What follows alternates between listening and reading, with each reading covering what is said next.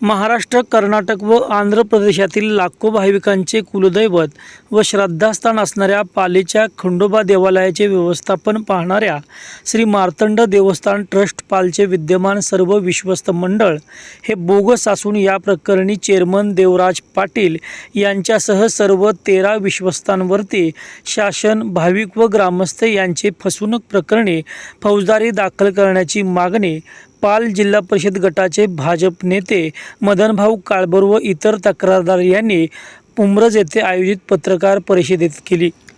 या संदर्भात सह्यानिशी लेखी निवेदनही त्यांनी दिले आहे।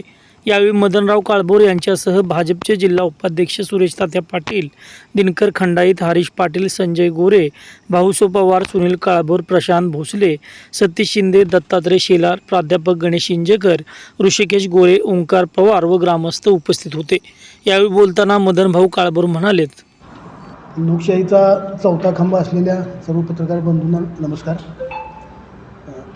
आजचा जो विषय आहे श्री क्षेत्र पाल तालुका कराड येथील खंडोबा देवस्थानच्या मार्तंड देवस्थान ट्रस्टच्या बेकायदेशीर विश्वस्त मंडळाबाबत या ठिकाणी उपस्थित असलेले आमच्या पालगावचे ज्येष्ठ नेते आणि सातारा जिल्हा भारतीय जनता पक्षाचे उपाध्यक्ष सुरेश तात्या पाटील, आमच्या गावचे ज्येष्ठ नेते दिनकर भाऊ खंडाईत, माजी सरपंच हरीश पाटील, आमच्या गावचे तंटामुक्तीचे अध्यक्ष संजय गोरे पापा, ज्येष्ठ नेते सतीश अण्णा शिंदे, माजी उपसरपंच सुनील काळभोर, प्रशांत भोसले, गणेश इंजेकर, दत्ताकाका शेलार, भाऊसाहेब पवार, ऋषिकेश गोरे, ओंकार पवार। तर ह्या विषयावर बोलायचं झालं तर जी आमच्या गावची मार्तंड देवस्थान ट्रस्ट आहे ही 1952 साली स्थापन केली आणि त्याची सहाय्यक धर्मादाय आयुक्त सातारा इथे 1953 साली नोंद झाली। त्यावेळेचे तत्कालीन ज्यांनी ट्रस्ट स्थापन केली ते नारायण दत्तात्रय कुलकर्णी त्यांनी ट्रस्ट स्थापन केली आणि त्या ट्रस्टमध्ये त्यावेळेचे 11 सदस्य होते। त्याच्यामध्ये नारायण दत्तात्रय कुलकर्णी, इंजोजीराव नरसिंह काळभोर, अनंत मारुती कुलकर्णी, रामचंद्र यशवंत देशमुख, मारुती गंगाधर उमराणे, दादू हरी काळभोर, बापू भाऊ खंडाईत, गणू सावळा गावडमोठे, बाळकृष्ण मलबा कारंजकर, कृष्णा केशवराव पाटील आणि गोविंद कृष्णा पोळ। त्यानंतरच्या काळामध्ये प्रदीर्घ काळानंतर देवस्थानची ट्रस्ट त्याच काळातल्या गावातील काही लोकांनी ताबा घेतला, परंतु सहाय्यक धर्मादाय आयुक्त ट्रस्ट सातारा या ठिकाणी कोणतीही नोंद झाली नाही। त्यानंतर डायरेक्ट थेट नोंद 2002 साली करण्यात आली। त्यावेळी ही जी ट्रस्ट आहे मार्तंड देवस्थान ट्रस्ट त्याच्या कायद्यानुसार, ट्रस्टच्या कायद्यानुसार जर एखादा व्यक्ती मृत झाला किंवा त्यानं स्वखुशीनं राजीनामा दिला तर त्या जागी जर नवीन ट्रस्टी भरायचा असेल तर गावातील ग्रामस्थांमधून तो ट्रस्टी निवडायचा आणि त्या ट्रस्टची अधिकृत मंजुरी जिल्हाधिकाऱ्यांमार्फत घ्यायची। जिल्हाधिकाऱ्यांनी ती मंजुरी दिल्यानंतर त्या व्यक्तीचं नाव सहाय्यक धर्मादाय आयुक्त ट्रस्ट सातारा या ठिकाणी नोंद केली जाते। तर ह्या कायद्याप्रमाणे ही ट्रस्ट स्थापन झालेली आहे।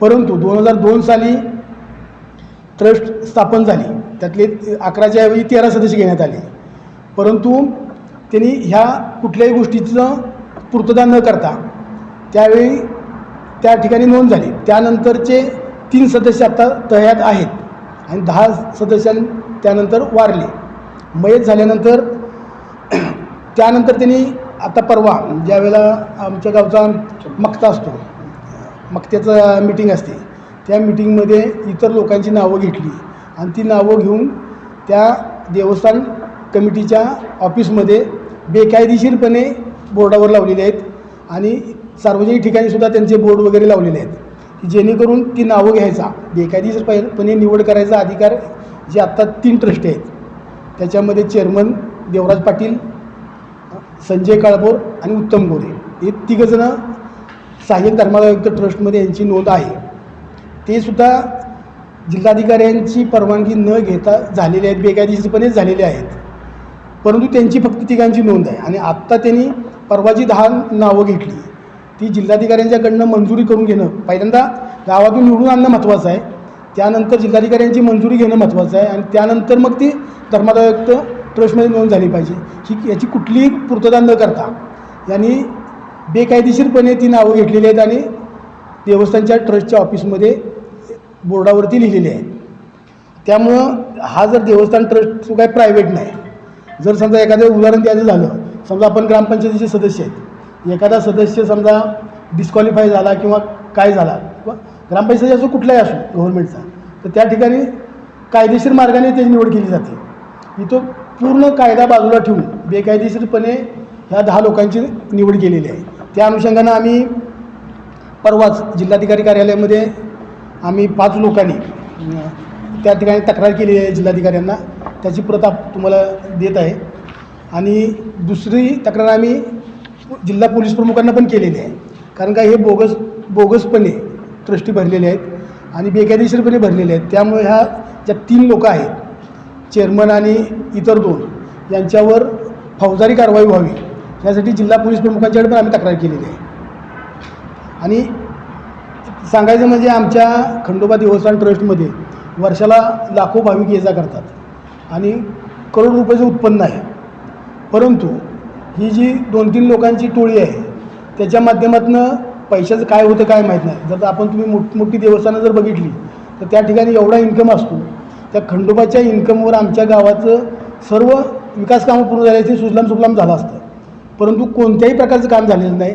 ऑडिट रिपोर्ट वेळेवर नसतात, म्हणजे बरेच काय त्रुटी आहेत आणि त्या ठिकाणी अपराध पण होत आहे.